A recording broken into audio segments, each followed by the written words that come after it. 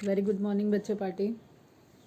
Today we will see about the last portion of ecosystem chapter. ठीक है, इसमें हम लोग ऑलमोस्ट सब कुछ कंप्लीट है. अब कुछ साइकिल, ठीक है, एक कंपैरेटिव साइकिल देखेंगे, एक गैसियस साइकिल एंड एक सेडिमेंट्री साइकिल. एंड देन हम इकोलॉजिकल सर्विसेज के बारे में थोड़ा सा देख लेंगे. जनरल उसमें सारे ज्ञान की बातें हैं ज़्यादा, और ये चैप्टर ओवर हो जाएगा. इस चैप्टर का भी पैरेलली बेटा आपको एमसीक्यूज लगाने चाहिए. ठीक है, जो रेगुलर चल रहा है वो भी आपको पैरेलल मेंटेन करना है, और जो टेस्ट में आएगा वो भी मेंटेन करना है. चलो, न्यूट्रिएंट साइकिल की बात करें तो जैसे फ्रॉम जब से ये चैप्टर्स स्टार्ट हुए हैं तब से मैं बता रही हूँ कि there is two regular process. एक क्या हो रहा है, mass flow. Mass flow means nutrient flow या न्यूट्रिएंट रिसाइकलिंग, एंड एक प्रोसेस क्या हो रही है, एनर्जी फ्लो. ठीक है बेटा, हमारे अर्थ पे जो एनर्जी फ्लो है that is open system, and जो न्यूट्रिएंट साइक्लिंग चल रही है ये क्लोज सिस्टम है. ठीक, ये एक डायरेक्शन में चल रही है एंड ये साइक्लिक फॉर्म में रिटर्न आ रही है. क्लियर है बेटा, ये साइक्लिक है. तो बेसिकली आज हम लोग देखेंगे कि न्यूट्रिएंट साइकिल का क्या रोल है. You have studied in class 11 that organisms need a constant supply of nutrient to grow, reproduce and regulate various functions. The amount of nutrients such as carbon, nitrogen, phosphorus, calcium, etc. ये कहाँ पे पढ़ रखा है भाई, किसकी बात कर रहा है भाई? ये तुम्हारा पूरा human physiology and plant physiology की बात कर रहा है. ठीक है, हमारी पूरे मैकेनिज्म के लिए इन सब चीज़ों की हमें एनी हाउ ज़रूरत पड़ती है. जैसे सिंपल सी चीज़ है, हम लोग बार बार पढ़ रहे हैं कि photosynthesis, light energy, solar energy, जो फोटॉन्स हैं वहाँ पे वो ट्रैप हो रहे हैं. उसके बाद वो लाइट रिएक्शन डार्क रिएक्शन में जाके पूरा प्रॉपर फोटोसिंथेसिस हो रहा है. ग्लूकोज के ग्लूकोज के फॉर्म में वो कन्वर्ट हुआ, केमिकल एनर्जी में स्टोर हुआ, एंड वही ग्लूकोज जब सेलुलर रेस्पायरेशन में जाता है तो हम फिर से वहाँ पे देख रहे हैं कि उसी कार्बन से उस पूरे बॉन्डिंग से एनर्जी निकल रही है, ब्रेक डाउन हो रहा है, एंड वो एनर्जी एटीपी के फॉर्म में कन्वर्ट हो रही है. क्लियर बेटा, एंड CO2 फिर से रिलीज हो जाता है. तो हम एक साइक्लिक वे देख रहे हैं कि किस तरीके से ट्रैप हुआ, कन्वर्जन हुआ, ट्रांसपोर्टेशन हुआ, एंड देन उसके बाद रिलीज हो गया वो. क्लियर. तो हम यहाँ पे present in the soil at any given time is referred to as standing state. Standing state हम लोगों ने पहले भी बात की है. These are inorganic component. ठीक है, जो भी हम एलिमेंट्स वगैरह पढ़ रहे हैं, माइक्रो एलिमेंट्स हो या मैक्रो एलिमेंट्स हो, ये भी हमने पढ़ा हुआ है. तो उस पोर्शन में वो जो सॉइल में प्रेजेंट हैं, ठीक है, और किसी पर्टिकुलर एरिया में किसी पर्टिकुलर टाइम में हम उसको मेज़र करते हैं तो वो क्या हो जाएगा, उस एरिया का स्टैंडिंग स्टेट. तो क्या है इसमें, सब इनऑर्गेनिक एलिमेंट, इनऑर्गेनिक कंपोनेंट की बात करेंगे. It varies in different kinds of ecosystem and also on a seasonal basis. And we all know that कि इस चीज़ की composition डिपेंड करेगी कि वहाँ की टोपोग्राफी कैसी है, वहाँ का क्लाइमेटिक फैक्टर कैसा है, इन सब चीज़ों पे डिपेंड करेगा. ठीक है, वहाँ का एडेफिक क्वालिटी मतलब हमेशा डिपेंड करेगी टोपोग्राफी पे, जियोग्राफी पे, कि वहाँ की जियोग्राफी कैसी है, वो किस तरीके के अर्थ के किस पोर्शन में प्रेजेंट है, हम किसको स्टडी कर रहे हैं. तो that always dependent on that particular environmental factors. Clear. Also on a seasonal basis, what is important is to appreciate that nutrient which are never lost from the ecosystem, rather they are recycled time and again indefinitely. अब एक plane important बात यहाँ पे क्या है कि जो भी न्यूट्रिएंट है जो हमने सोर्स लिया, अभी जैसे मैंने कार्बन डाइऑक्साइड का एग्जांपल दिया, फोटोसिंथेसिस हुई, कार्बन डाइऑक्साइड गया, ठीक है, उसके बाद बॉडी में आ रहा है, वो अलग अलग ट्रॉफिक लेवल्स पे अलग अलग फूड चेन में गया और वो यूटिलाइज हो रहा है. ठीक है, एंड CO2 के फॉर्म में रिलीज हो रहा है. तो यू कैन थिंक कि C आया, C गया. ठीक है, ठीक है बेटा, 6CO2 से C6H12 वो 6 बना, ब्रेक डाउन हुआ, 6CO2 रिलीज हो गया. यही रिएक्शन है. तो बॉडी में क्या गया, बॉडी में कार्बन कहाँ से आया, बॉडी में कार्बन आया, वो जो उसका कन्वर्जन हुआ, तुम्हारा पता है कि तुम बायोमोलिक्यूल्स में प्रोटीन्स की बात करो, फैट की बात करो, कार्बोहाइड्रेट्स की बात करो, उन सब चीज़ों में फिर से जो स्टोरेज हो रहे हैं, ठीक है, दैट स्टोरेज फॉर्म। और बेसिकली अगर हम बात करें कि प्रोटीन की, ठीक है, बिल्डिंग ब्लॉक्स में प्रोटीन जो ग्रोथ में, डेवलपमेंट में, हमारे बिल्डअप में रोल प्ले करते हैं, वो मेनली प्रोटीन होते हैं। तो प्रोटीन में भी कार्बन है, वो सब कार्बन रिलीज होके बॉडी में एज इट इज़ प्रेजेंट है।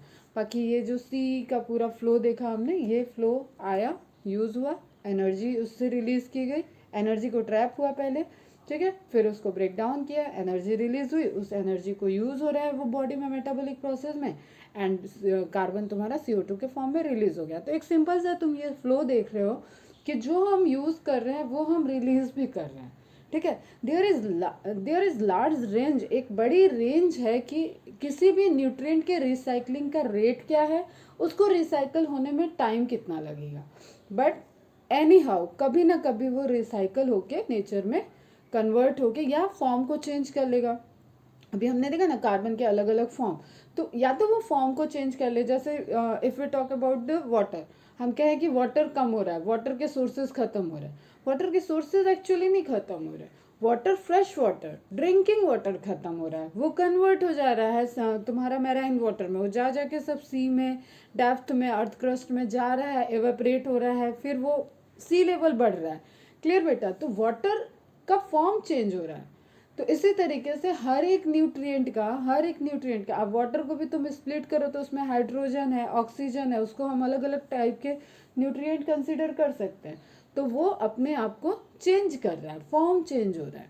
क्लियर बेटा? तो जो भी न्यूट्रिएंट आप देख रहे हो, जो भी पढ़ रहे हो, वो समहाउ किसी न किसी टाइम, किसी न किसी तरीके से, किसी न किसी प्रोसेस से, किसी न किसी साइक्लिक मैकेनिज्म से वो अर्थ पे प्रेजेंट रहेगा, वो हमारे बायोस्फीयर में प्रेजेंट रहेगा। अब वो हमारे लिए कितना अवेलेबल रहता है, इट डिपेंड्स ऑन कि हमने उसकी कितनी कदर कर रखी है, ठीक है। अदरवाइज वो फॉर्म चेंज करके अदर फॉर्म में अवेलेबल रहेगा और हमें शॉर्टेज होती जाएगी। क्लियर? तो nutrifying cycle various components rather they are cycle time and again indefinitely, कितना भी टाइम लग सकता है लेकिन वो फिर से एकदम मतलब वो आएगा ही आएगा, वापस सर्कल में आएगा। The movement of nutrient elements through the various components of an ecosystem is called nutrient cycling, और इसी को हम क्या बोल रहे हैं? Nutrient cycling. And this nutrient cycle is different for every nutrient, हर एक न्यूट्रिएंट का अपना अपना साइकिल डिफरेंट है बेटा, ठीक है। Another name of nutrient cycling is biogeochemical cycles। अब ये कितना सिंपल सा है ना, बायो, देखो इसको कितना प्यारा नाम दिया गया, bio means living organism, bio means living organism, ठीक है। जियो में हम अर्थ क्रस्ट की बात कर लें या रॉक्स मतलब सॉइल की बात कर लें, ठीक है। एंड केमिकल, हम किस चीज़ की साइक्लिंग कर रहे हैं, किस चीज़ की साइक्लिंग कर रहे हैं? चलो यहाँ केमिकल नहीं दिया है, केमिकल में लिख लो न्यूट्रिएंट्स। तो nutrients are the form of chemical, ठीक है। अब देखो सिंपल सा ऐसे लिख लो तुम लोग, बायो जियो केमिकल, डायरेक्ट पूछा जाएगा बेटा, ये इसमें कंफ्यूजन नहीं होना चाहिए। बायो जो भी हम लिविंग से इंटरेक्ट कर रहे हैं, लिविंग इसमें रोल प्ले कर रहे हैं, लिविंग ऑर्गेनिज्म के थ्रू ही तो साइक्लिक हो रहा है ना। जैसे फोटोसिंथेसिस हुआ तो प्लांट से प्राइमरी कंज्यूमर ने यूज़ किया, कार्बोहाइड्रेट उनके अंदर गया, फिर ब्रेक हुआ, एनर्जी रिलीज हुई, CO2 वापस एटमॉस्फेयर में आ रहा है, तो उसमें लिविंग ऑर्गेनिज्म का इंट्रैक्शन हो रहा है, ठीक है। जियो, हम जब फिजिकल पैरामीटर की बात कर रहे हैं, बेसिकली हम जियोग्राफी की बात कर रहे हैं, वहाँ की रॉक कैसी है, वहाँ का एयर, वाटर, ठीक है बेटा। तो यहाँ पे हमें दिख रहा है bio geo chemical, bio means living, geo means physical parameter जिसमें रॉक्स वगैरह की प्रॉपर्टी, सॉइल की प्रॉपर्टी, वहाँ का कैसा क्लाइमेट है, ये सारी चीज़ें आ जाएंगी। एंड केमिकल, हम न्यूट्रिएंट की साइकिल देख रहे हैं इसलिए हम उसको क्या कह रहे हैं? केमिकल। तो मेन एक इंपॉर्टेंट टर्म आ गया न्यूट्रिएंट साइकिल के लिए, that is bio geo chemical cycle, mark कर लेना, ठीक है। Bio living organism, geo rocks and air water. Nutrient cycles are of two types, gaseous और sedimentary. Gaseous and sedimentary simple सी चीज है कि अगर उसका रिजर्वायर मीन्स क्या हो जाएगा, जो उसका मेन सोर्स हो, ठीक है, मेन सोर्स या you can say main storage हो, उसको हम रिजर्वायर कहेंगे। अगर ये रिजर्वायर एटमॉस्फेयर में प्रेजेंट है, एटमॉस्फेयर में, तो उस साइकिल को क्या कहेंगे, उसका मेन रिजर्वायर अगर एटमॉस्फेयर में है तो वैसे साइकिल को बोलते हैं गैसियस। एंड अगर अर्थ क्रस्ट पे प्रेजेंट है, रिजर्वायर उसका क्या हो गया, अर्थ क्रस्ट, मतलब टेरेस्ट्रियल, वो सॉइल वगैरह में उसकी मेन सोर्स, मेन उसका जैसे कहें भंडार, ठीक है बेटा, अर्थ क्रस्ट पे है, तो वैसे साइकिल को रिप्रेजेंट करने वाले को बोलेंगे सेडिमेंट्री। ठीक है, जैसे ऑक्सीजन साइकिल वगैरह अगर हम लोग देखें तो वो आ जाएगी तुम्हारी एटमॉस्फेयर में, कार्बन डाइऑक्साइड की साइकिल देखें तो वो आ जाएगी एटमॉस्फेयर में, नाइट्रोजन की साइकिल देखें तो वो आएगी एटमॉस्फेरिक साइकिल में, लेकिन फॉस्फोरस की साइकिल देखें तो वो कहाँ पे आ जाएगी, वो सेडिमेंट्री में। क्लियर है बेटा। अब देख लेते हैं कुछ हम लोग एडिशनल पैरामीटर्स। यहाँ पे देखिए बेटा, जो हम लोग अभी तक बातें कर रहे हैं कि प्रोसेस क्या चल रही है, cycling of nutrient and flow of energy, यही प्रोसेस चल रहा है। तो इसमें हम देखें, अगर बायोमास से हम स्टार्ट करें, बायोमास से स्टार्ट करें तो एक बायोमास कैसे मेंटेन हो रहा है, देखो सॉइल से यूज़ करके अपटेक पाथवे से बायोमास मेंटेन हो रहा है। एंड उसके बाद बायोमास, जो भी बायोमास है वो साइकिल में गया, प्राइमरी सेकेंडरी टर्सरी कंज्यूमर में गया, एंड फाइनली लीटर में कन्वर्ट हुआ। लीटर मतलब वो जो ह्यूमस वगैरह फॉर्मेशन हो रहा है ना, ह्यूमिफिकेशन, फ्रेगमेंटेशन, ठीक है, एक एक्वस जेली टाइप का पोर्शन कोलाइडल जो बन रहा है, दैट इज लीटर। फिर वो डीके पाथवे में है, ऑलमोस्ट उस पर डिकम्पोजर एक्ट करेंगे एंड उसका कन्वर्जन हो जा रहा है सॉइल में, ठीक है, सारे इनऑर्गेनिक में फिर से वो कन्वर्ट हो गया। ठीक, अब यहाँ पे क्या क्या चल रहा है, एक सॉइल के थ्रू चल रहा है, एक गेन फ्रॉम वेदरिंग। वेदरिंग अगर प्रोसेस वहाँ पे हो रही है, चट्टानों का जो अपघटन बोलते हैं, मतलब चट्टानों का टूटना, रॉक का वेदरिंग होना, ठीक है, उससे भी यही प्रोसेस हो रहा है, सॉइल में इनऑर्गेनिक कंटेंट ऐड हो रहा है एंड मिनरलाइजेशन हो रहा है। अच्छा, एक पॉइंट यहाँ पे नोट डाउन कर लेना बेटा, primary source of mineralization, primary source of mineralization and secondary source of mineralization क्या हो जाएगा, प्राइमरी सोर्स तुम्हारा ये वेदरिंग ऑफ रॉक्स, तो नोट डाउन कर लोगे, वेदरिंग ऑफ रॉक्स, रॉक्स का ब्रेक डाउन होना, टूटना छोटे छोटे पार्ट में, एंड उसके बाद और उसको टूट टूट के इनऑर्गेनिक में कन्वर्ट होके मिनरल्स फॉर्म में कन्वर्ट होना, this is the primary source of minerals. Mineralization का प्राइमरी सोर्स होता है, ठीक है। And secondary source of mineralization is जो आप डेट्रियस साइकिल्स देख रहे हो, ठीक है बेटा, जो आपने डिकम्पोजिंग को देखा, डिकम्पोजिशन से भी लास्ट में क्या हो रहा है, इनऑर्गेनिक में कन्वर्ट हो रहा है ना बेटा, ह्यूमिफिकेशन मिनरलाइजेशन वाले प्रोसेस से, तो उस प्रोसेस में भी क्या हो रहा है, मिनरल्स ऐड हो रहे हैं। तो these are the two sources for the mineralization, in which primary source of mineralization is weathering of rocks and secondary source of mineralization is decomposition। Clear बेटा। अब यहाँ पे हम क्या देख रहे थे, तो ये एक पूरा प्रॉपर साइकिल चल रहा है सॉइल, और इन साइकिल में लॉसेस भी हो रहा है, जैसे लॉस बाय लीचिंग लिखा है, लॉस बाय रन ऑफ लिखा है। अगर वो सोर्स इतना लोअर लेवल पे चला जाए कि वो अवेलेबल नहीं रहेगा प्लांट के लिए, तो वो वहाँ पे लॉस हो रहा है, ठीक है। गेन फ्रॉम प्रेसिपिटेशन, जो वाटर वगैरह हो रहा है उससे, फॉल आउट पाथवे, जो चला गिरने, अब मतलब फॉल होना, ठीक है, बायोमास में चल रहा था तब तक अलग अलग ट्रॉफिक लेवल में चल रहा है, वो यूज होगा, लेकिन जैसे ही वो डेथ एंड डिके में, तो उसका फिर से रिसाइकलिंग होगा, वो एटमॉस्फेयर में वापस जाएगा। इसी तरीके से हर एक इनऑर्गेनिक कंटेंट या हर एक एलिमेंट का, न्यूट्रिटिव एलिमेंट का अपना अपना एक साइक्लिक प्रोसेस है। क्लियर बेटा। जैसे हम देखें, एक most important that is atmospheric nitrogen, पहले भी पढ़ा हुआ है। तो एक एटमॉस्फेरिक नाइट्रोजन कितना परसेंटेज है, 78-79% है एटमॉस्फेयर में। अब इसको क्या ये फ्रीली अवेलेबल है? नहीं, ये फ्रीली अवेलेबल नहीं है प्लांट के लिए, इसकी फिक्सेशन होती है तब वो प्लांट में अवेलेबल होगा नाइट्रेट्स के फॉर्म में। तो नाइट्रेट्स के फॉर्म में कन्वर्जन में इसमें क्या एक्ट करेंगे? Nitrifying bacteria. ठीक है, तो अब अगर हम यहाँ से देखें साइकिल को, तो एटमॉस्फेरिक नाइट्रोजन और एटमॉस्फेरिक नाइट्रोजन का मेन रोल क्या होता है बेटा? ऑक्सीजन की जो वोलेटाइल प्रॉपर्टी है, मीन्स जो इन्फ्लेमेशन प्रॉपर्टी है उसको मेंटेन करना। ठीक है, ऑक्सीजन काफ़ी इन्फ्लेमेबल है नेचर में, तो उससे क्या होगा कि अगर आपको ऑक्सीजन का परसेंटेज बढ़ जाएगा, इन 78% में से जस्ट सपोज कि इधर 50% और ऑक्सीजन बढ़ गया। ऑक्सीजन तो हम लोग ले रहे हैं, तो हम कहें कि ऑक्सीजन एक एटमॉस्फेयर है हमारे लिए अच्छा होगा, नहीं, ऐसा नहीं है। आप छोटी सी भी एक माचिस की तिल्ली भी जलेगी ना, तो उससे विस्फोट हो जाएगा, पूरा एक्सप्लोजन हो जाएगा। तो उसको बैलेंसिंग करना मेन एटमॉस्फेरिक नाइट्रोजन का रोल है। ठीक है, to balance the volatile property of oxygen. अब बात करें कि नाइट्रोजन बहुत इंपॉर्टेंट रिसोर्स है भाई, हमें तो हर जगह नाइट्रोजन चाहिए, प्रोटीन में नाइट्रोजन चाहिए, न्यूक्लिक एसिड में नाइट्रोजन चाहिए, बिल्डिंग ब्लॉक्स में नाइट्रोजन है डिफरेंट फॉर्म में।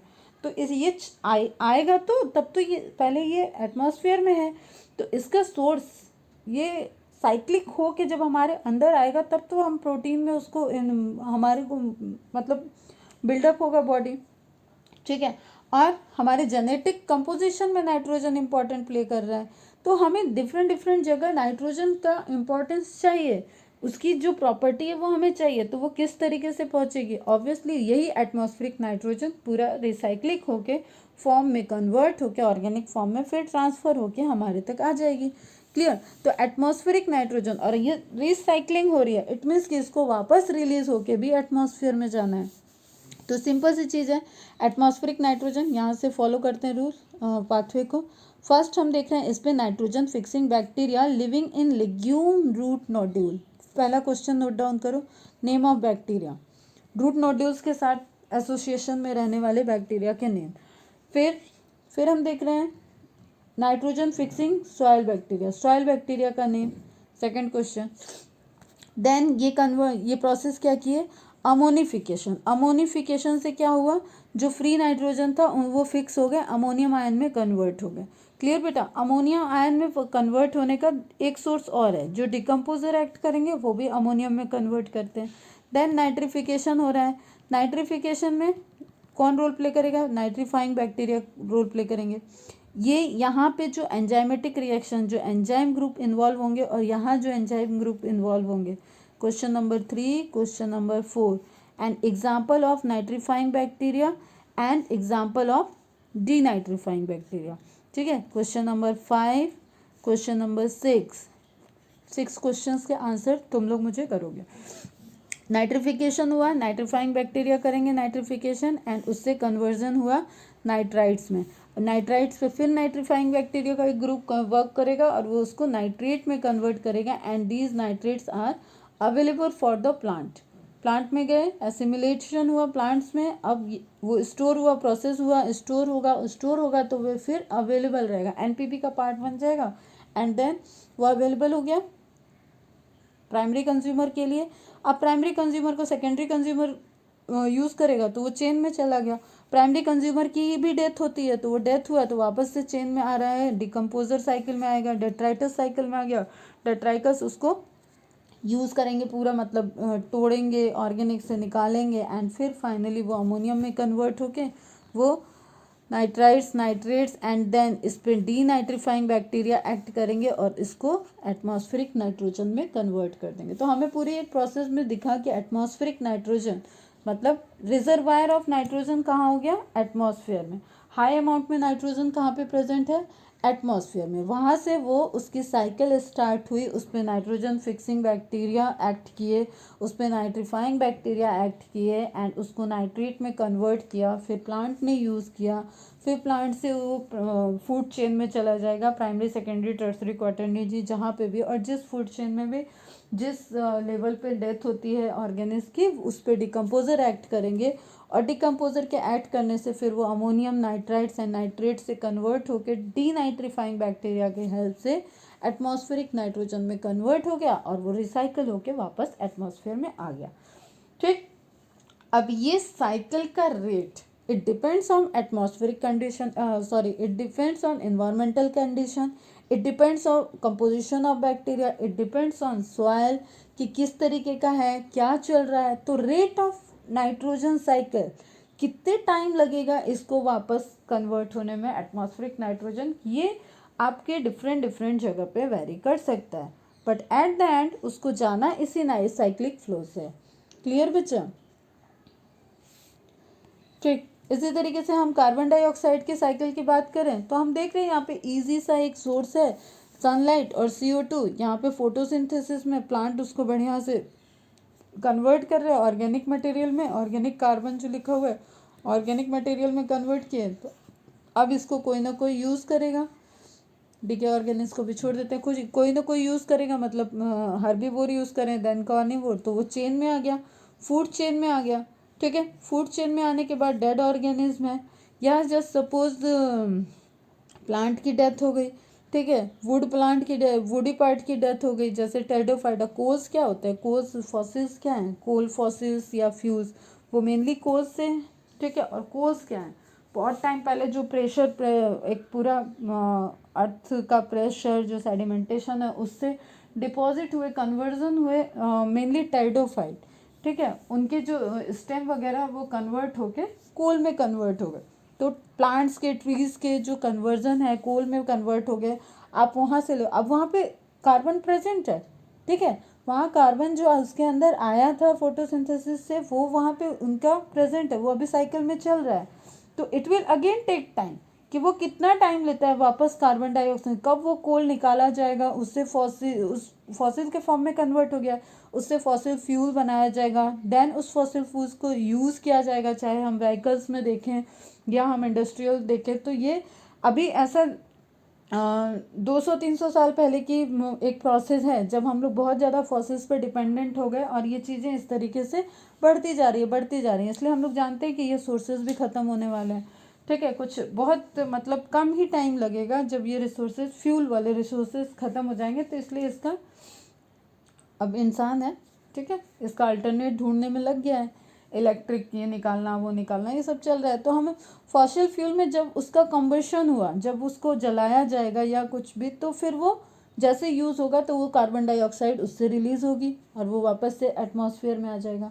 अब प्लांट यहाँ पे क्या क्या है, अब एनिमल रेस्पायरेशन कर रहा है तो भी वो एटमॉस्फेयर में आया, एरो देखो सबका, प्लांट रेस्पायर कर रहा है तो भी वो एटमॉस्फेयर में रिलीज हुआ।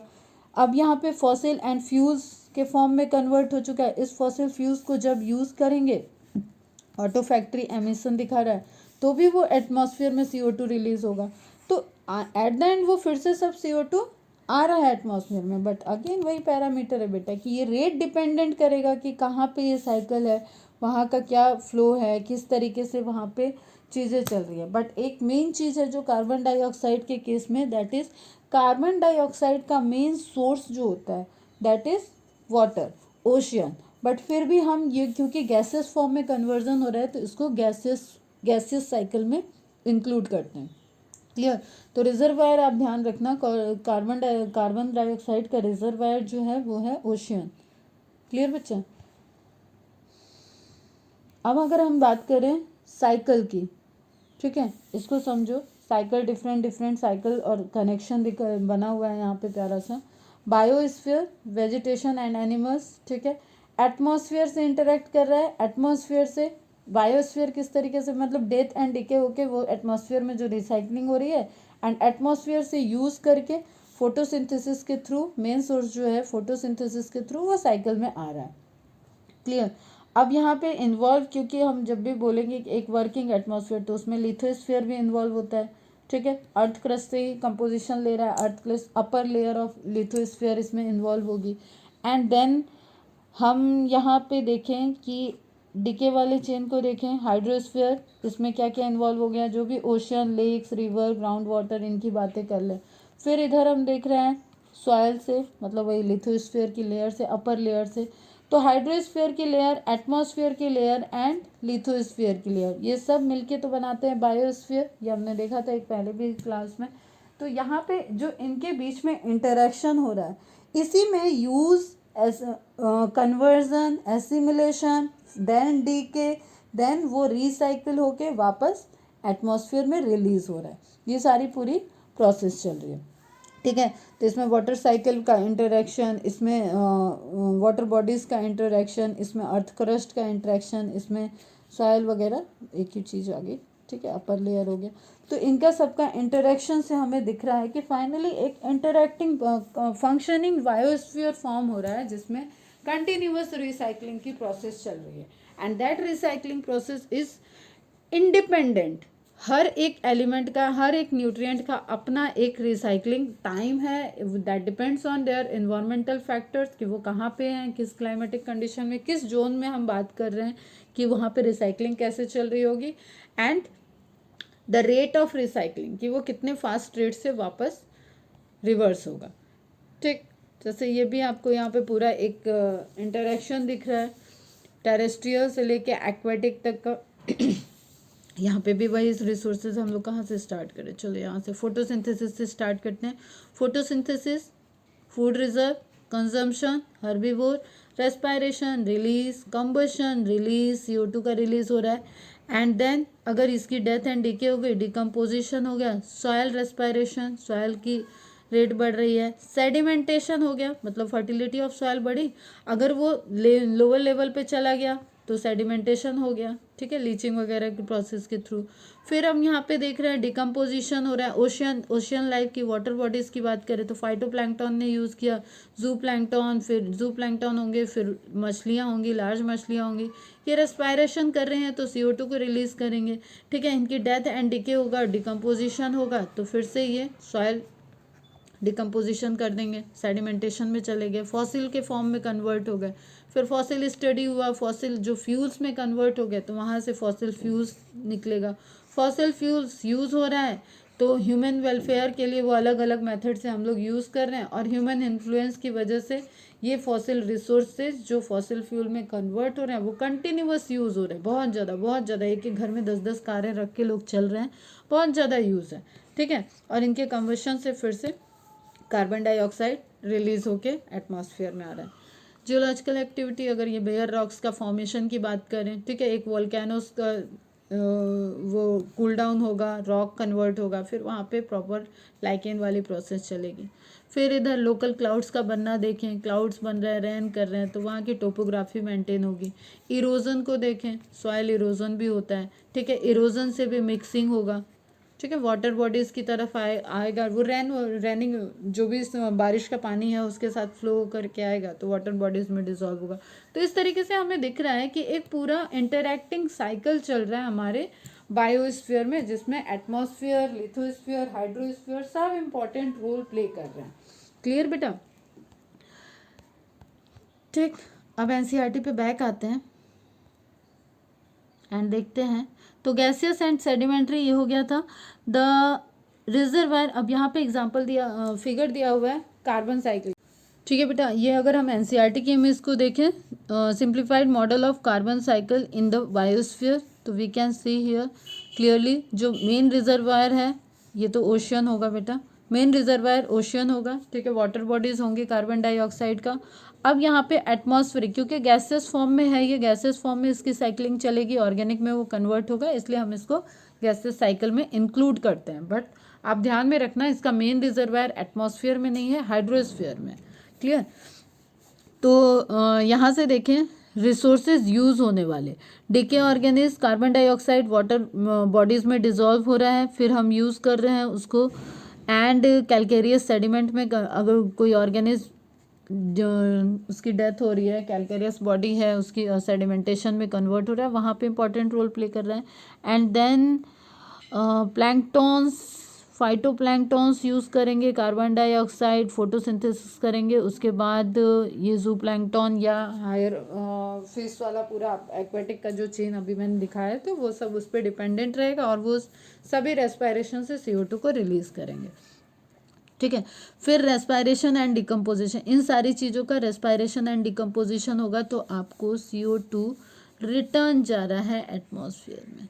क्लियर। फिर एक दूसरे रिसोर्स को देखें जो कि टेरेस्ट्रियल पे चल रहा है, photosynthesis by terrestrial food chain, producer, primary producer use कर रहे हैं, ठीक है, चाहे वो छोटा हो बड़ा हो यूज़ कर रहे हैं, फिर उससे जाएगा वो फूड चेन में, एनिमल्स यूज़ किए उसको डेट्राइटस फूड चेन में, जैसे उसकी डेथ एंड डिके होगी डेट्राइटस फूड चेन में कन्वर्ट होगा, तो वो फिर से रिलीज़ होगा।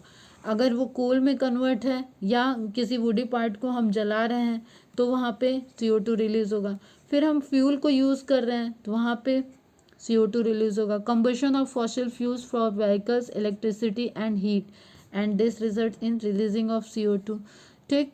बर्निंग ऑफ फॉरेस्ट, किसी डेड एनिमल वगैरह को बर्न कर रहे हैं, of forest, fuel wood and organic debris, तो उससे भी हमें CO2 रिलीज हो रहा है और वो एटमॉस्फेयर में जा रहा है। ऑयल एंड गैस के फॉर्म में स्टोर होगा, जब कोई फॉसिल कन्वर्ट हो रहा है तो वहाँ पे फिर कोल को भी हमें इस तरीके, कोल फॉसिल कन्वर्ट है एंड ऑयल गैसेस फॉर्म में भी स्टोर हो रहा है और उसको भी हम यूज़ कर रहे हैं रिसोर्सेज से, तो जब हम यूज़ करेंगे तो उससे कार्बन डाइऑक्साइड रिलीज होगी।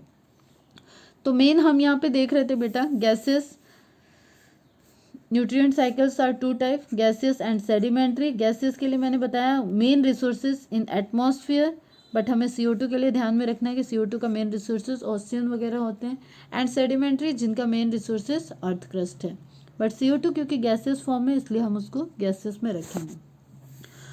Reservoir for gases type of nutrient cycle, nitrogen carbon cycle, देखो यहाँ पे मेंशन कर दिया है nitrogen and carbon cycle exist in the atmosphere, and for the sedimentary cycle like sulfur and phosphorus cycle the reservoir is located in earth crust। तो important point है बेटा, reservoir तो आपको clear रहना चाहिए। environment factors example soil moisture pH temperature, pH temperature extra, regulate the rate of release of nutrient into the atmosphere, कैसे release होगा, किस परसेंटेज में, कितने टाइम में, ये सारा डिफाइन क्या करेगा, वहाँ के ये सारे फैक्टर्स। बेटा बहुत इंपॉर्टेंट पॉइंट है ये, ठीक। Environmental factors, soil moisture pH temperature, regulate the rate of release of nutrient into the atmosphere. The function of the reservoir, ये रेगुलेट करेंगे रेट को, एंड फंक्शन ऑफ रिजर्वायर क्या हो गया, जो बैलेंसिंग करना है, ठीक है बेटा। Function of reservoir to meet with the deficit which occurs due to imbalance in the rate of influx and efflux, इसको ध्यान से, इनफ्लक्स जो इन हो रहा है एंड इफ्लक्स जो निकल रहा है, ठीक है। तो एक साइकिल में जो इनपुट था और जो आउटपुट है, इनफ्लक्स एंड इफ्लक्स, एग्जिट होना, इसमें जो चेंजेस होंगे, एक रेट है ना बेटा कि हो सकता है इसमें कुछ लॉस भी हो रहा है, लॉसेस भी हमने देखे। अब जस्ट आप ऐसे समझो कि वो जो कार्बन चेन में आया और जो कोल की जगह धीरे धीरे वो डायमंड में कन्वर्ट हो गया, ग्रेफाइट में कन्वर्ट हो गया, तो उनका वो ऐसे स्टेबल सॉलिड में कन्वर्ट हो गए जो कि बहुत टाइम लेंगे होंगे वो भी, ठीक है, वो भी एक दिन डिके हो जाएंगे, लेकिन that will take a much longer time. तो उस टाइम साइकिल में तो चाहिए ना फिर से कार्बन, तो उसको मेंटेन कौन करेगा, जो रिजर्वायर होगा। क्लियर बेटा। तो साइक्लिंग के रेट की चेंजेस की वजह से जो साइक्लिंग का रेट चेंज है, मतलब वो साइकिल में एंटर करने के बाद किस रेट से बाहर आ रहा है और साइकिल कितनी तेज चल रही है, समझना इस चीज को। एक कंटिन्यूअस साइकिल भी चल रही है और एक बार जो एलिमेंट एंटर किया है वो कब वापस आएगा, इट डिपेंड्स ऑन कि वो किस तरीके से यूज होगा। क्लियर बेटा।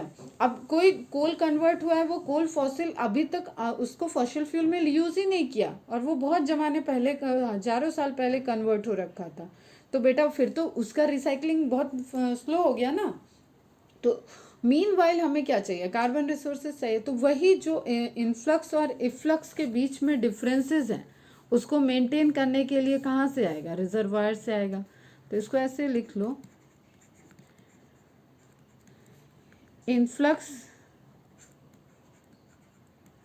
Amount minus efflux amount maintain by reservoir. अब देखो इसका अपोजिट भी हो सकता है किसी टाइम में बहुत ज़्यादा बर्निंग हो रही है और उस टाइम कार्बन साइकिल में उतना सब गया ही नहीं था, कोल आपने एक हाई अमाउंट में लिया और उसका रिलीज कर दिया, तो हाई अमाउंट में कार्बन डाइऑक्साइड उस टाइम पे रिलीज हो गई, तो उसको भी क्या करेगा, उसको भी ये रिजर्वायर बैलेंस हो जाएगा। मतलब कोई चीज़ ज़रूरत से कम है तो उसको रिजर्वायर इनपुट दे देगा, कोई चीज़ ज़रूरत से ज़्यादा हो गई तो उसको रिजर्वायर वापस ले लेगा, दैट इज़ द मेंटेनेंस। ठीक है, ये डेफिसिट जो बीच में डिफरेंस आ रहा है उसको मेंटेन करेगा। तो ये इंपॉर्टेंट पॉइंट रहेगा रिजर्वायर के पॉइंट ऑफ व्यू से कि the function of reservoir is to meet with the deficit which occurs due to imbalance in the rate of influx and efflux. You have made a detailed study of nitrogen cycle in class 11th. Here we discuss carbon and phosphorus cycle. Nitrogen cycle भी देख लिया हम लोगों ने, और यहाँ mainly किस चीज किन किन साइकिल पर डिस्कस है, कार्बन साइकिल, जो कि एक बार हमने एक्सप्लेन कर ही दिया। अब बस एक एक पॉइंट देख लेते हैं बेटा। When you study the decomposition of living organisms, carbon constitutes 49% of dry weight of organisms. Dry weight, ठीक है, वाटर को हटा दिया गया, ड्राई वेट ऑफ ऑर्गेनिज्म, और ये सब बायोमोलिक्यूल में पढ़ा हुआ है तुम लोग, and is next only to water. If we look at the total water के वेट में देखा जाए तो वाटर से जस्ट नेक्स्ट पोजीशन पे कार्बन रहेगा। Look at the total quantity of global carbon. अच्छा चलो, और 6 क्वेश्चन आई थिंक हो गए थे, और क्वेश्चन नोट डाउन करो आज के लिए। What is the common characteristics with respect to composition of CHO and NP we use to classify biomolecules.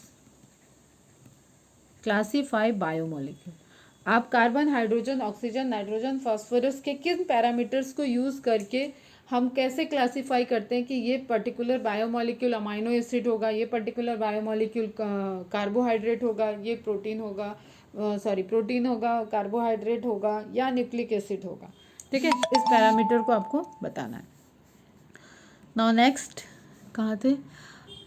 Next only to water we look at the total quantity of global carbon, we find that, देखो अब ये point आप note करोगे बेटा, 71% carbon is found dissolved in oceans. This oceanic reservoir regulates the amount of carbon dioxide in the atmosphere. Atmosphere में regulate कर रहा है, ठीक है, इसलिए वो एटमॉस्फेरिक रिजर्वायर में आ जाता है। ठीक है बेटा, तो हम लोग बात करें, this oceanic reservoir regulates the amount of carbon dioxide in atmosphere. Oceanic reservoir है, रेगुलेट करेगा अमाउंट ऑफ कार्बन डाइऑक्साइड, वही इनफ्लक्स वाला phenomena. And do you know that the atmosphere only contains about 1% of total global carbon? हाँ, you know, better know, clear. Fossil fuel also represent a reservoir of carbon. अगर second reservoir की बात करें तो fossil fuel भी क्या है, वहाँ पे कार्बन स्टोरेज फॉर्म में है और सालों से स्टोरेज फॉर्म में है, तो वो भी कैसा वर्क करेगा बेटा, रिजर्वायर का वर्क करेगा। Carbon cycling occurs through atmosphere, ocean and through living and dead organism. Carbon cycle में एटमॉस्फेयर रोल प्ले किया, ओशियन रोल प्ले किया, लिविंग और डेड ऑर्गेनिज्म, डिकम्पोजर सभी रोल प्ले कर रहे हैं। According to one estimate, 4 into 10 की power 13 kg of carbon is fixed annually in the biosphere through photosynthesis. Photosynthesis में क्या होता है, कार्बन डाइऑक्साइड का फिक्सेशन होता है। तो ये जो डेटा आपको दिया हुआ है बेटा, ये आप नोट डाउन करोगे। A considerable amount of carbon returns to the atmosphere as CO2 through respiratory activities of the producer and consumer. एक वो भी कंसिडरेबल अमाउंट है। मतलब रिजर्वायर क्या क्या हो गए, ओशियन और फॉसिल फ्यूल। ठीक है, अब वापस यूज़ कहाँ पे हो रहा है, फोटोसिंथेसिस में। वापस कहाँ कहाँ से जा रहा है, तो cellular respiration through respiratory activities of producer and consumer. Decomposer also contribute substantially to CO2 pool, जो पूरा कलेक्शन हो गया दैट इज पूल बेटा, by their processing of waste material and dead organic material of land or oceans. Some amount of the fixed carbon is lost to sediment and removed from circulation. Sedimentation में भी जो जाएगा वो फिर से circulation में, जब हम उसको सर्कुलेट करेंगे, फॉसिल्स में कन्वर्ट हुआ है तो वहाँ पे यूज़ करेंगे। Burning of wood, forest fire and combustion of organic matter, fossil fuels, volcanic activity are additional sources for releasing CO2 in the atmosphere. Clear है बेटा? Human activities have significantly influenced the carbon cycle. अगर human की activity से हम बोले कि कौन सा साइकिल सबसे ज़्यादा इफेक्टिव हुआ है, जो ग्लोबल वार्मिंग वगैरह हम लोग बात करते हैं उसमें main cycle carbon dioxide carbon cycle ही अफेक्टेड हो रहा है, ठीक है। Rapid deforestation and massive burning of fossil, हम लोग फॉसिल बर्न हो ही रहा है, डेली डिफॉरेस्ट्रेशन हो रहा है, for energy and transport have significantly increase the rate of release of carbon dioxide into the atmosphere. See greenhouse effect in chapter 16। देखना chapter 16 पढ़ेंगे तब बेटा। Now ecosystem phosphorus cycle, phosphorus cycle कौन सी हो जाएगी बेटा? सेडिमेंट्री साइकिल, क्योंकि इसका रिसोर्सेज कहाँ है? फॉस्फोरस क्या है? फॉस्फोरस क्या है? फॉस्फोरस इनऑर्गेनिक है, ठीक है, इनऑर्गेनिक एलिमेंट है, और कहाँ प्रेजेंट होगा? इसका मेन रिसोर्स क्या है? अर्थ क्रस्ट है, इसलिए इसको कैसे बोलेंगे? Sedimentary cycle. Phosphorus is a major constituent of biological membrane. चलो सबका एग्जाम्पल देना, तो बायोलॉजिकल मेम्ब्रेन में कहाँ पे फॉस्फोरस प्रेजेंट होगा? Nucleic acid and cellular energy transfer system. Nucleic acid तो पता है, सेलुलर एनर्जी ट्रांसफर सिस्टम में कहाँ पे फॉस्फोरस रोल प्ले कर रहा है? ये दो और ऐड कर लें, 7, 8, 9 question. Many animals also need large quantities of this element to make shells, bones and teeth. The natural reservoir of phosphorus is rock. Again बेटा नेचुरल रिजर्वायर मार्क कर लेना। Which contains phosphorus in the form of phosphates, किस form में होता है ये भी note कर लेना। व्हेन रॉक्स आर वेदर्ड, जब उनका अपघटन होता है, टूटती हैं वो, minute amount of these phosphate dissolve in soil solution and are absorbed by the root of the plants. Herbivores and other animals obtain these elements from plants. Plants किस form में फॉस्फोरस को लेता है बताना, ये 11th क्वेश्चन या 12th जितना भी नंबर है बताना। The waste product in which form of phosphorus plant intake. The waste product and the dead organisms are decomposed by phosphate solubilizing bacteria. बेटा ये इंपॉर्टेंट है क्योंकि वापस रिसाइकिल कैसे हो रहा है इसके लिए, ठीक है। Phosphate solubilizing bacteria releasing phosphorus. Unlike carbon cycle there is no respiratory release. यहाँ कोई respiratory release नहीं हुआ phosphorus into an atmosphere. Can you differentiate between carbon and phosphorus cycle? चलो ये 12th या 13 जो भी नंबर है क्वेश्चन, इसका भी आंसर भेजोगे। देखो सिंपल सी चीज़ है कि वो किस तरीके से चल रहा है, क्या फ्लो है, उससे आप डिफ्रेंशिएट कर सकते हो इजीली। तो आप डिफरेंसेस मेरे को सेंड करोगे। The other two major and important difference between carbon and phosphorus cycle are firstly atmospheric input of phosphorus through rainfall are much smaller than the carbon input. जो atmospheric input है phosphorus का वो compare to carbon क्या है, बहुत slow है। Rain से तो फॉस्फोरस बहुत लिमिटेड है, एकदम निग्लिजिबल अमाउंट में रेन के थ्रू फॉस्फोरस प्रेजेंट होगा। एंड मतलब एटमॉस्फेरिक फॉस्फोरस ऐसा कोई सेटल डाउन होके नहीं गिरेगा कि वो आपको मिलेगा रेन के थ्रू। And secondly gases exchange of phosphorus between organism and environment are negligible. कोई भी गैसेस एक्सचेंज ऐसा नहीं हो रहा है जिसको हम काउंट करें, अदरवाइज ये भी गैसेस साइकिल में समहाउ होता है। तो जो भी फ्लो है फॉस्फोरस का, जो भी फ्लो है उस फ्लो में हमें एक इनऑर्गेनिक एंड इनऑर्गेनिक कन्वर्जन दिख रहा है, बट वहाँ पे कोई भी गैसेस फॉर्म नहीं दिख रहा है, ठीक है। तो कंज्यूमर कहाँ से स्टार्ट करें? प्रोड्यूसर से स्टार्ट करते हैं। फॉस्फोरस साइक्लिंग का एग्जांपल है, फिगर है। प्रोड्यूसर से कंज्यूमर ने यूज़ किया या लेटर फॉल में डिकम्पोजर यूज़ करेंगे। तो डेट्राइटस, कंज्यूमर जो भी लेवल का रहेगा, प्राइमरी सेकेंडरी टर्सरी क्वाटरनरी, उसकी डेथ होगी, डेट्राइटस में कन्वर्ट होगा, सॉयल सोल्यूशन बनेगा, वही ह्यूमिफिकेशन वगैरह। एंड वेदरिंग, ये रॉक मिनरल से वेदरिंग हुआ, ठीक है, एंड वो वहाँ पे भी सॉयल में एंटर करेगा वो। And finally run of Uptake, ये प्रोसेस चलेगा और फिर से वो रिसाइकल होता रहेगा। एकदम सिंपल सी साइकिल दी हुई है, तो इसको आप अच्छे से देख लोगे। नाउ लास्ट में बेटा इकोसिस्टम सर्विसेज की बात की जाए। अब यहाँ पे आपको ज्ञान वाली बातें हैं सब, और जितना आप सब्जेक्ट को समझो, रियलिटी से आप कनेक्ट करो, उतना ये पोर्शन आपके लिए अच्छा रहेगा। इकोसिस्टम में आपने पूरा एक तरीके से ऐसा सिनेरियो देखा कि आप कितना इंटरेक्ट कर रहे हो। जैसे ऑर्गेनिज्म एंड पॉपुलेशन पढ़ा था, तो वहाँ पे किस तरीके से इंटरेक्शन है, क्या ऑर्गेनिज्म एंड पॉपुलेशन का रोल है, ये देख रहे थे। लेकिन जब हम इकोसिस्टम में पढ़े तो हम देखें एक्चुअली में किस तरीके से इकोसिस्टम हमारे लिए रोल प्ले कर रहे हैं, ठीक है। हमारे लिए कंट्रीब्यूट इकोसिस्टम का क्या कंट्रीब्यूशन है। तो यहाँ पे हम देख रहे हैं सेवरल चीज़ें, जो अभी साइकिल की बात करो, वाटर की बात करो, सनलाइट की बात करो, ऑक्सीजन की बात करो, व्हाटएवर जितना तुम्हारे दिमाग में आ रहा है, जो रिसोर्सेज जो तुम्हें एक सांस लेने के लिए, इंटरैक्ट करने के लिए, एक एटमॉस्फेयर की बात करो, हर चीज़, ये सब जो है ये इकोसिस्टम की सर्विसेज हैं हमारे लिए, ठीक है। अब जस्ट एज्यूम बेटा कि जिस तरीके से हम इनका यूज़ कर रहे हैं या मिस यूज़ कर रहे हैं या ओवर यूज़ कर रहे हैं, आप समझ सकते हो इन सारी चीज़ों को, उसमें हम इसको पक्का इसको इम्बैलेंस तो कर ही रहे हैं, ठीक है। आज की डेट में वो हमें खुशहाली दे रहा है, आज की डेट में हम कार से चल रहे हैं और एक एक घर में 4-4 कार रख रहे हैं, ठीक है।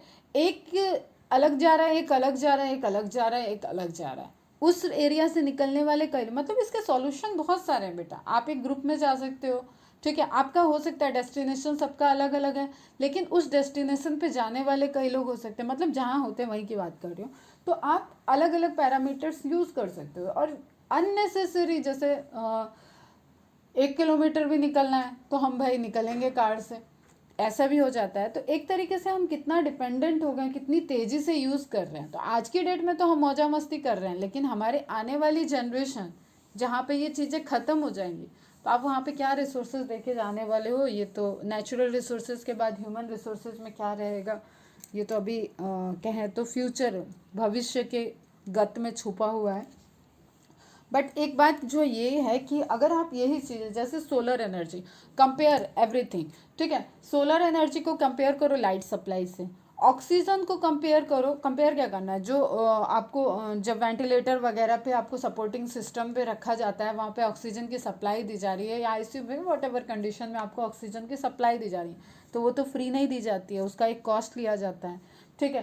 फिर आप इसी तरीके से वाटर को देखो, वाटर बॉडीज़ को देखो, वाटर बॉडीज से आपको वाटर मिल रहा है, अब आप उसका पैकेजिंग कर रहे हो, उसको किस तरीके से प्योरीफिकेशन कर रहे हो, क्या एकदम हाई मिनरल ऐड करके आप उसकी 100 रुपये की बॉटल बना दी है, ठीक है।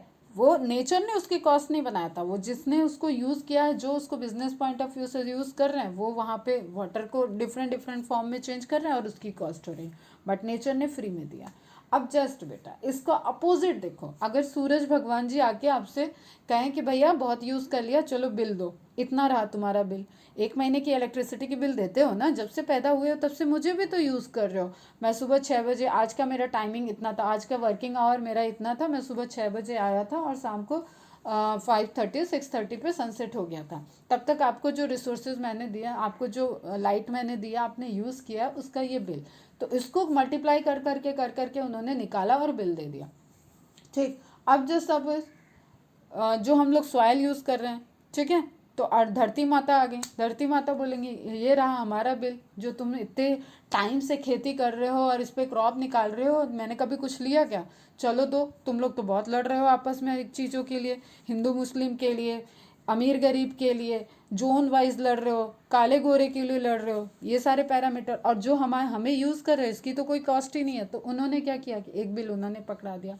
ऑक्सीजन दे लो भाई, ऑक्सीजन का बिल आ जाए, वाटर का बिल आ जाए, तो आपके ओवरऑल जो आप ये चीज़ें कैसी होती फॉर ग्रांटेड, तो इकोसिस्टम इतनी सारी सर्विसेज हमें फ्री में दे रहा है और हम उसको ही फॉर ग्रांटेड यूज़ करके उसी को एकदम तहस नहस करने पे लगे हुए हैं।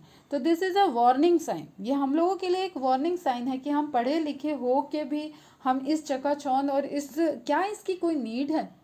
अब जैसे आप कल हम लोग पढ़ रहे थे इकोलॉजिकल सक्सेशन, तो उसमें आप देखो कि वो कैसे हो रहा है कि एक बेयर रॉक से पूरा डेवलप किया। अब आप जस्ट उसको ह्यूमन पॉइंट ऑफ व्यू से देखो, एक ह्यूमन बढ़िया ऐसे निकला कि उसको कोई जगह दिखी कि अरे हमें तो ये नेचर में बहुत खूबसूरत जगह, जस्ट सपोज कि आपका रत्नागिरी भी आउटर में है और एक खूबसूरत एरिया इससे, और अब यहाँ पे तो थोड़ी बस्ती हो गई, लेकिन फिर भी आप मुंबई से कंपेयर करो, आप लखनऊ से कंपेयर करो, तो आपको यहाँ पे बहुत पॉल्यूशन का तो कम लेवल और सब कुछ मिलेगा, आपको एक ग्रीनरी मिलेगी। बट धीरे धीरे मुंबई वाले सोचे कि अरे रत्नागिरी में ये रिसोर्सेज हैं, हम इसको यूज़ करेंगे, तो 1-2 लोग आए, ठीक है, 100 लोग आए, उन्होंने और लोगों को बुलाया, धीरे धीरे अब उनको रहने की जगह चाहिए, अब वो रहने की जगह बना रहे थे, उनके बच्चे हैं भैया, पढ़ने की भी जगह चाहिए, फिर वो स्कूल भी बनाने लगे, स्कूल बनाने लगा, भाई उन्हें शॉपिंग भी करना है, मॉल्स भी चाहिए, मॉल्स बनाएंगे। अब उनकी तबीयत खराब हो रही है, उन्हें इलाज भी कराने के लिए कौन दूर जाए, तो उन्हें लोकल एक हॉस्पिटल भी चाहिए। तो मीन्स पहले वहाँ पे पब्लिक आएगी, धीरे धीरे पब्लिक बढ़ेगी, वो अपने रिसोर्सेज को अच्छे से अपने कंफर्ट के लिए वो नंबर ऑफ स्कूल बढ़ाए, नंबर ऑफ मॉल्स बढ़ाएं। स्कूल को तो हम ऐसे रख लो कि जहाँ पे पॉपुलेशन होगा वहाँ स्कूल तो ज़रूरी है, उसमें आगे एसेंशियल में। फिर आप वहाँ पे मॉल्स बढ़ा दिए, आप हॉस्पिटल बढ़ेंगे, चीज़ें बढ़ेंगी, तो वो मुंबई और रत्नागिरी में कोई डिफरेंस नहीं रह जाएगा एक टाइम के बाद। ठीक है, तो आपने एक तरीके से उसको डिस्ट्रॉय कर दिया और एट द एंड आप क्या बोलोगे अरे यहाँ पे वाटर का लेवल डाउन हो गया, यहाँ पानी की समस्या है, यहाँ लाइट की समस्या है, हम यहाँ अब नहीं रहेंगे, हम तो कहीं और जाएंगे। इसी तरीके से धीरे धीरे कहीं और जाने के चाह में इंसान मंगल तक जा रहा है कि हम तो मंगल पे रहेंगे, हम तो अंडरग्राउंड जो सी में टाटा जी की दुनिया बन रही है हम वहाँ पे प्लॉट लेंगे। ठीक है, हम तो वीनस पे रहेंगे। ठीक है, फिर हम गेट टुगेदर में मार्स और वीनस से आके मिलेंगे। अच्छा, फिर कोई वहाँ पे अर्थ का आ जाएगा तो उसको गरीबों की तरह देखेंगे, ओ ये अर्थ से आया है। तो एक इमेजनरी आप देखो कि किस तरीके की लाइफ चाह रहे हो, क्या चाह रहे हो, जो चीज़ अवेलेबल है उसका हम लोग किस तरीके से एक तरीके से पूरा उसको यूज़ करके ख़त्म कर रहे हैं। और ये बैनर लगा लेते हैं कि हाँ ये तो हो रहा है ना, हम क्यों नहीं करेंगे, अननोइंगली हमसे हो रहा है, हम करना नहीं चाह रहे हैं। तो ये बहुत बड़ा बेवकूफ़ी तरीका है एक ह्यूमन का जो उसमें धंसता जा रहा है। तो इसी सारी चीज़ों का कंपैरिजन यहाँ पे किया हुआ है कि पूरे जीएनपी से जो ग्लोबल ग्रॉस नेशनल वैल्यू होती है अगर हम उसको भी काउंट कर दें तो वो 18 ट्रिलियन है। और अगर हम इन सब चीज़ों का बिल, क्योंकि हमें पता है ना कि कितना अमाउंट ऑफ वाटर यूज़ हो रहा है, कितना अमाउंट ऑफ सनलाइट यूज़ हो रहा है, कितनी अमाउंट ऑफ ऑक्सीजन यूज़ हो रही है, और ऑलरेडी हम वाटर को लैब में बनाते हैं, हम ऑक्सीजन की सप्लाई हॉस्पिटल में दे रहे हैं, ऑक्सीजन मैन्युफैक्चर कर रहे हैं, और हम ये सारी चीज़ें लाइट हम यूज़ कर रहे हैं, तो इन सब का कुछ बिल तो है। तो उसी रेट से अगर हम नेचर की बिल को कैलकुलेट करें तो वो approximately 30 trillion in a year calculate होता है। और जो पूरे देश तो छोड़ दो, सारी कंट्रीज़ को मिला के जो उनका खर्चा बर्चा और सारी चीज़ें जीडीपी जैसे होता है वैसे ग्लोबल ग्रॉस नेशनल प्रोडक्ट की कैलकुलेट करें तो वो 18 ट्रिलियन है। मतलब हम तो भी अर्थ का एक साल में जितना खर्च है जो अर्थ ने हमें फ्री सर्विसेज दे रखी है इकोसिस्टम में, उसके खर्चे का हम आधा खर्चा भी नहीं दे पाएंगे अगर बाकी के काम छोड़ के सिर्फ हम बिल चुकाने में लगे। ठीक है, तो विजय माल्या जैसे छोड़ के चला गया ना, तो हम तो कहीं छोड़ के भी नहीं जा पाएंगे। तो ये चीज़ें क्या हो गई, फॉर ग्रांटेड हो गई। वही सब इस पैराग्राफ में लिखा और कुछ नहीं है। Healthy ecosystems are the base for a wide range of economic, environmental and aesthetic goods and services. The products of ecosystem processes are named as ecosystem services. For example, healthy forest ecosystem purify air and water.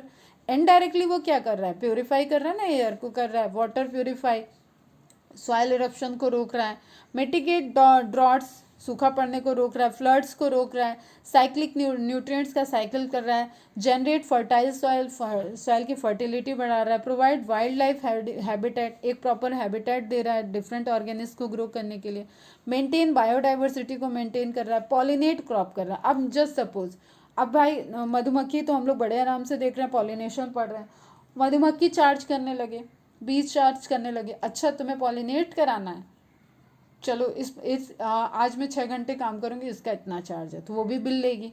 ठीक है, इंसेक्टोफिली से जितना भी anemophily हो रहा है, एंटमोफिली हो रहा है, ठीक है, ऑर्निथोफिली हो रहा है, इन सारे पॉलिनेशन में चार्जेस लगा दो, तो आपका जो ये बढ़िया सा आपको सुंदरता वाला दिख रहा है ना पूरा सिस्टम, ये सब डिस्टर्ब हो जाएगा, आप बिल ही देते रहोगे। तब एक्चुअल में इंसान को समझ में आएगा कि what is the value of this.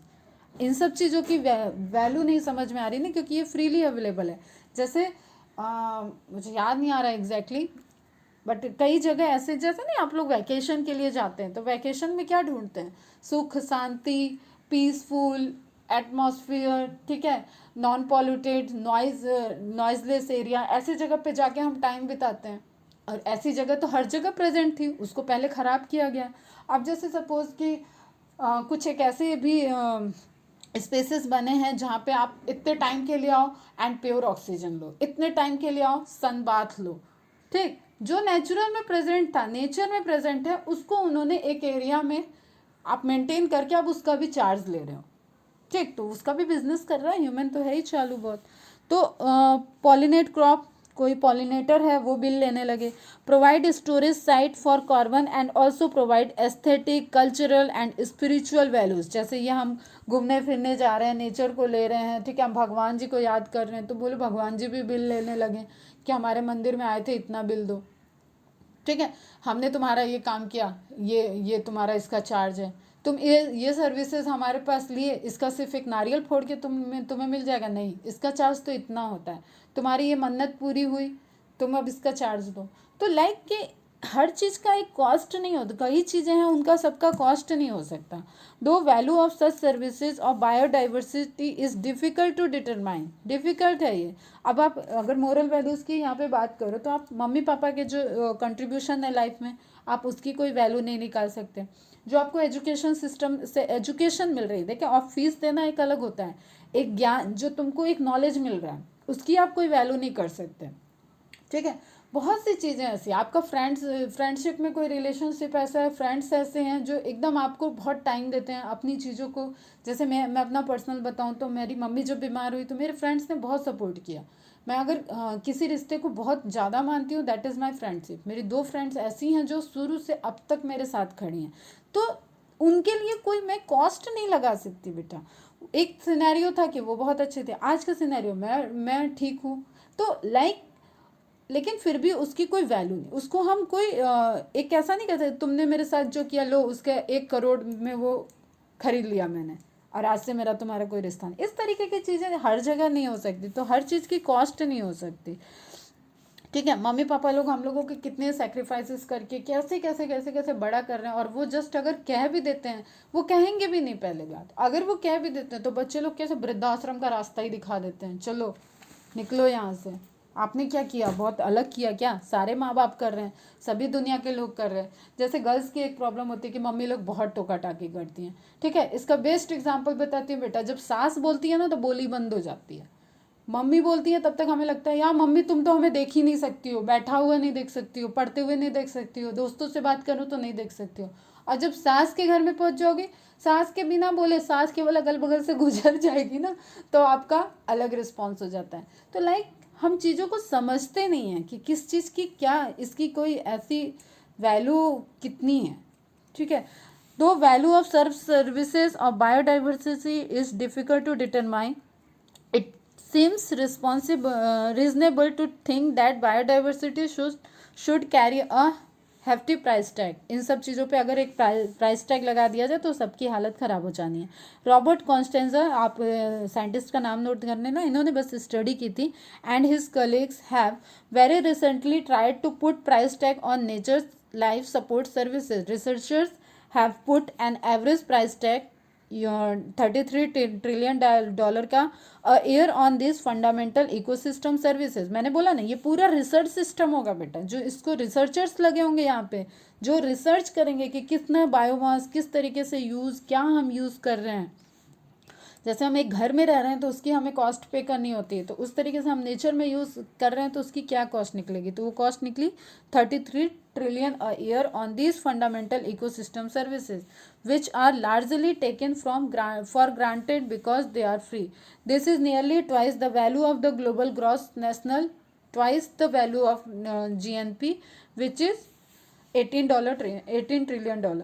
Out of the total cost of various ecosystem services, अगर हम टोटल कॉस्ट में डिवाइड भी कर दें तो सॉइल फॉर्मेशन ने कितना बिल लगाया, 50% का बिल लगाया सॉइल फॉर्मेशन ने। Contribution of other services like recreation and nuclear cycle are less than 10%। इन लोगों ने कितना बिल लगाया टोटल कॉस्ट में से, 33 ट्रिलियन में से 10% का कॉस्ट इनका है। The cost of climate regulation, climate जो रेगुलेट कर रहा है, and habitat for wildlife are about 6%, उसी बिल में 6% का। अब ये पूरा स्टैटिस्टिकल बेटा, अगर इसका रिसर्च पेपर देखने जाओगे ना तो इसमें स्टैटिस्टिक्स मिलेगी, ग्राफ मिलेंगे कि किस तरीके से ये स्टडी हुई और निकाला गया। तो this is I think all about the chapter. हमारा कंप्लीट हो गया है। लास्ट में थोड़ा सा ज्ञान हुआ है, तुम लोग अब बड़े हो रहे हो, तुम लोग भी इन सब चीज़ों को थोड़ा सा समझो एक्चुअली में कितनी की नीड है। एक जो कोरोना टाइम है ना, इसने हमें मिनिमम नीड पे सर्वाइवल को सिखा दिया है। आप कितने कपड़े खरीदे हो, आप कितना बाहर के फूड पे डिपेंडेंट हुए, आप कितना घूमने गए हो, ये सारी चीज़ें, लेकिन सब सर्वाइव किया ना। जो अंदर थे, सेफ थे, जिन्होंने फॉलो किया वही सरवाइव किए, मतलब बाहर वाले रिस्क पे ही रहे हैं और बहुत सारी डेथ हुई है, एक हाई अमाउंट में लोगों की डेथ हो गई है पूरे अर्थ पे और स्टिल चल ही रहा है अभी। तो मीन्स हम कर तो सकते हैं यार सर्वाइवल, लेकिन हम करते नहीं हैं। तो इकोसिस्टम की सर्विसेज यूज़ करते जाओ और जय जयकारा करो और ये सारे कॉन्सेप्ट को बेटो ध्यान में रखो बच्चा पार्टी, एंड कंप्लीट कर लो चैप्टर को, इन्फॉर्म करो। नेक्स्ट चैप्टर स्टार्ट करते हैं, रिवीजन लेक्चर्स भी पोस्ट कर दूंगी आज मैं, तो रिवीजन भी हमें, और थोड़ा सा रेट फास्ट करो अपना भी एमसीक्यू सॉल्व करने का। क्लियर, चलो बाय बाय, टेक केयर।